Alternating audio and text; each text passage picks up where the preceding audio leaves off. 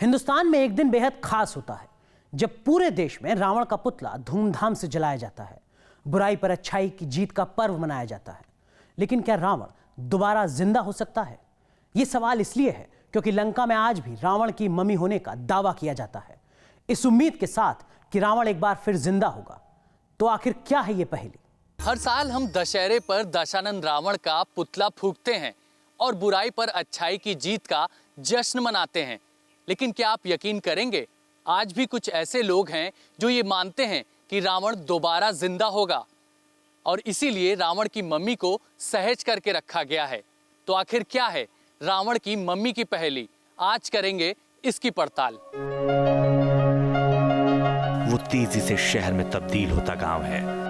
गांव बदल रहा है, गांव वाले बदल रहे हैं, लेकिन आज तक नहीं बदली तो वो है इस गांव में रावण से जुड़ी आस्था, जो कहती है कि उस अहंकारी राजा ने जिस धरती पर जन्म लिया वो बिसरख गांव ही है। कथा कहती है कि रावण के पिता थे मुनि विश्वेश्वर, जिन्होंने इस गांव में रहकर तप किया, जप किया और गांव की पहचान ऐसी बनी कि उन्हीं के नाम पर गांव का नाम पड़ गया बिसरख। लेकिन उसी महान पंडित के घर में एक ऐसा असुर जन्मा जो रावण कहलाया, जिस रावण के पांडित्य की आस्था को आज भी गांव ने सहेज कर रखा है।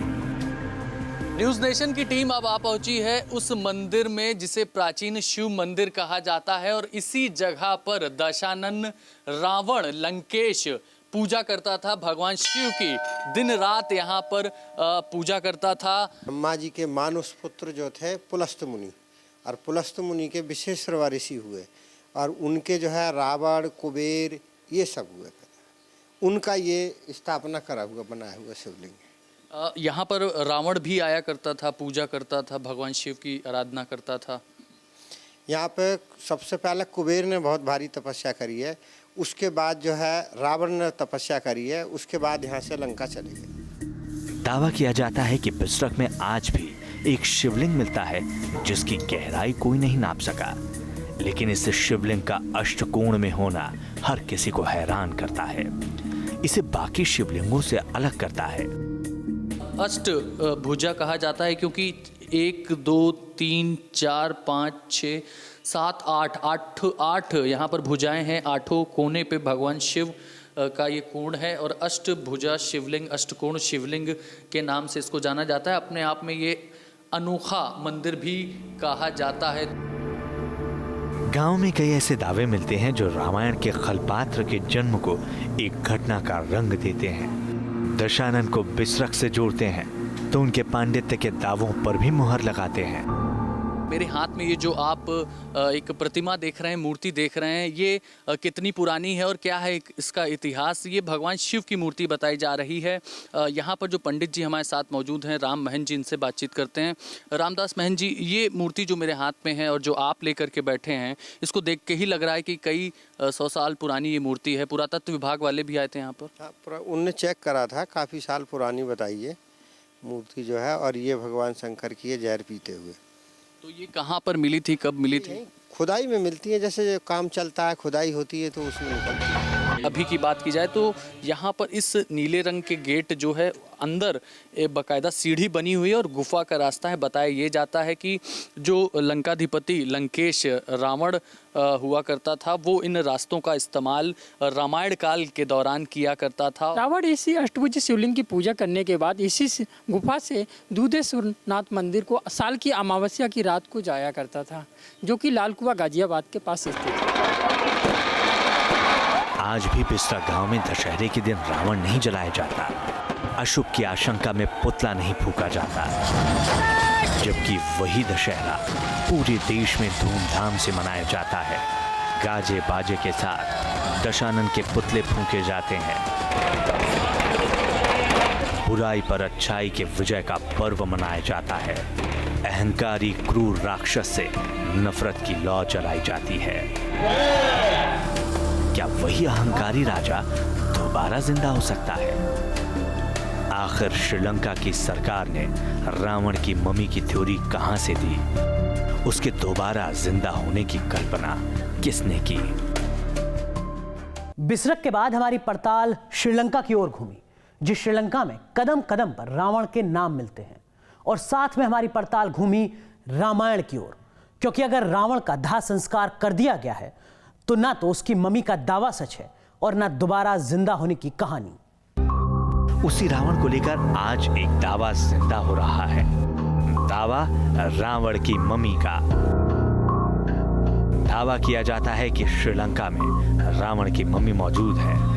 वो मम्मी एक गुफा के अंदर रखी हुई है। वो जगह रैगला पहाड़ियों में है।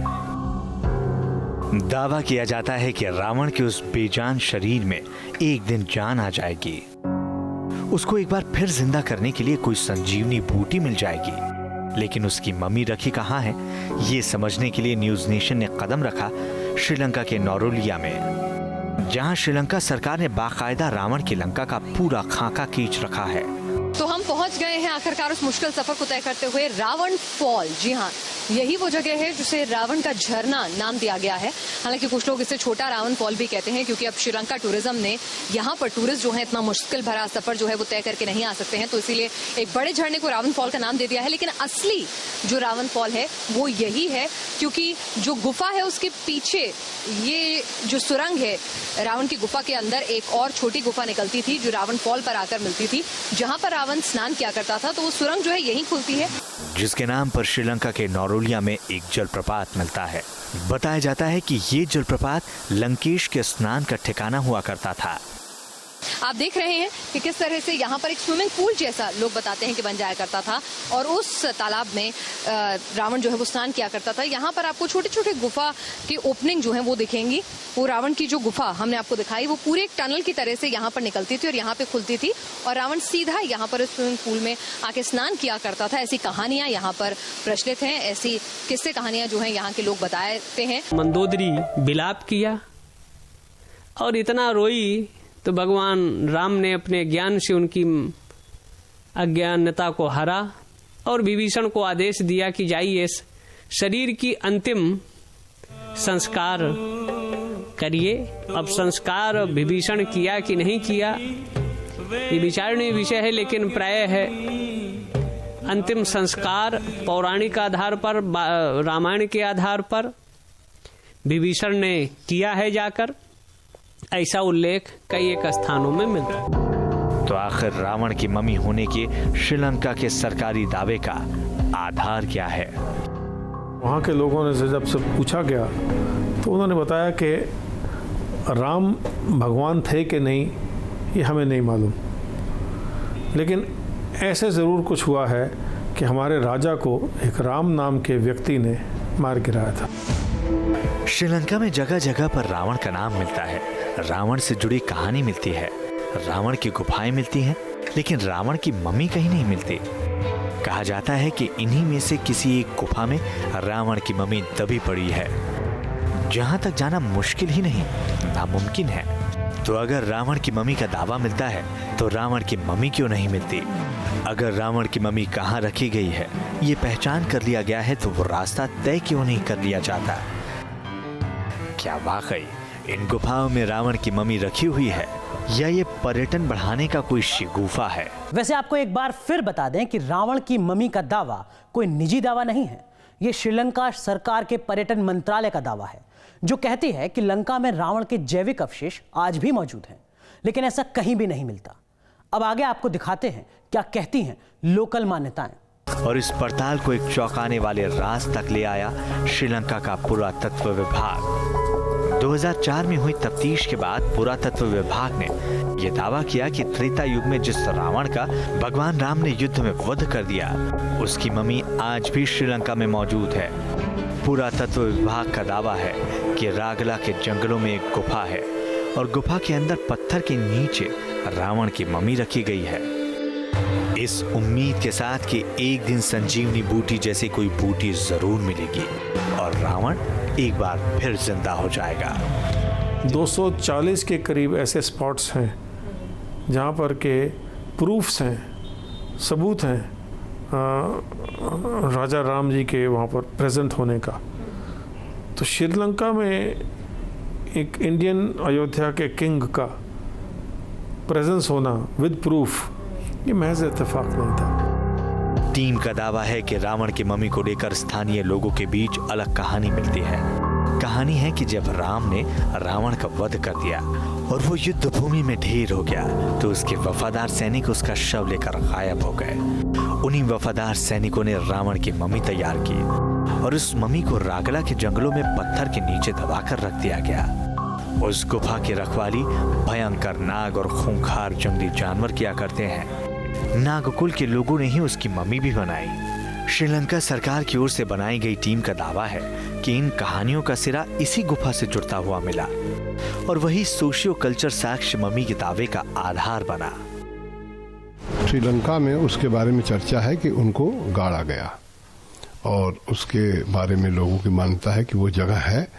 और जैसे प्राचीन काल में लोग जब गाड़े जाते थे तो जिस तरह से उनको आवरण किया जाता था उस तरह की बातें चर्चा में आई है। थ्योरी कई हैं और सवाल भी कई हैं। सवाल कि अगर अयोध्या का नाम मौखिक इतिहास में दर्ज है तो उसे भगवान राम का इतिहास क्यों नहीं माना जा सकता?